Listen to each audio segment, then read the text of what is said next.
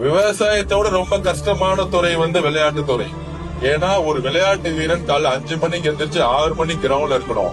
3 மணி நேரம் அவனுடைய பிராக்டிஸ் செஷனை பாத்தீங்கன்னா, நீங்க ஜம்பிங் பண்ணணும், ரன் பண்ணணும், ஸ்பிரிண்ட் பண்ணணும், 40 நிமிஷம் கண்டினியூஸா ஓட வைப்பாங்க. திடீர்னு மலை மேல ஏறி ஓட வைப்பாங்க, ஸ்டெப்ஸ் ஓட வைப்பாங்க. விவசாயத்தோட ரொம்ப கஷ்டமான துறை விளையாட்டு துறை. உழுதுண்டு வாழ்வாரே வாழ்வார், மற்றெல்லாம் தொழுதுண்டு பின் செல்பவர்னு திருவள்ளுவரே சொல்லியிருக்காரு.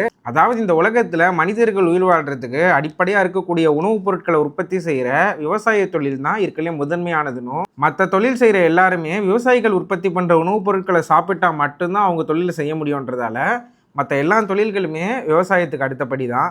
யோசிச்சு பாருங்க, தினமும் வேர்வையும் ரத்தத்தையும் சிந்தி உழைக்கிற விவசாயிகள் மட்டும் அவங்க செய்கிற விவசாயத்தை முற்றிலும் கைவிட்டுட்டாங்கன்னா நம்ம செய்கிற எல்லா தொழிலும் முடங்கி போயிடும். நம்ம அடுத்து சாப்பாட்டு பொருட்களை தேடி மரம் செடி கொடின்ட்டு காட்டுக்குள்ளே போய் தான் அலைஞ்சிக்கிட்டு இருக்கணும். என்றைக்குமே ஒருத்தவங்களை உயர்த்தணுன்றதால இன்னொருத்தவங்களை தாழ்த்தணுன்ற அவசியம் கிடையாது.